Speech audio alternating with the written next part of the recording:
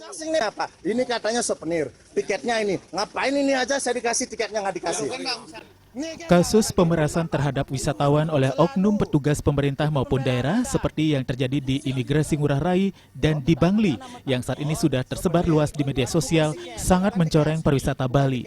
Pemerintah yang senantiasa menggembor-gemborkan untuk menjaga dan meningkatkan keamanan dan kenyamanan Bali berbanding terbalik dengan adanya dugaan kasus pemerasan ini. Wakil Gubernur Bali Ketut Sudikerte berharap pihak berwajib segera mengambil tindakan yang tegas sehingga nantinya tidak melebar dan meluas serta mengarah pada tindakan kriminalitas yang sangat mengkhawatirkan bagi kondisi pariwisata di Bali. Hal senada juga diungkapkan anggota DPD RI Gede Pasek Suardike yang sangat menyayangkan oknum pemerasan ini hanya melihat keuntungan semata sedangkan dampaknya tidak diperhatikan. Terjadinya kasus pemerasan sungguh sangat membuat kita semua prihatin terhadap dunia kepariwisataan kita, terhadap ketertiban keamanan kita.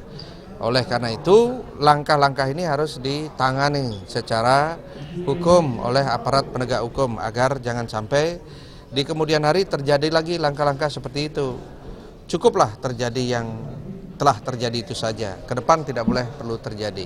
Kemudian yang berikutnya juga harus ada kewaspadaan dari kita semua ya untuk mengantisipasi hal-hal itu terjadi. Wisata itu akan kuat kalau aman dan nyaman. Kalau orang diperas merasa aman atau nyaman, kan tidak. Jadi perilaku itu akan sangat merugikan. Dan itu terjadi tidak hanya urusan tiket loh ya. Oknum-oknum polisi pun kami dapat laporan. Oknum polisi banyak menarget juga para wisatawan. Kapolda yang baru kami himbau, tolong tertibkan ini. Karena kami justru sering mendapat informasi langsung dari para wisatawan juga. Pemerintah daerah diharapkan mengevaluasi dan melakukan perbaikan terhadap kualitas SDM yang bertugas sehingga kejadian serupa tidak terulang kembali.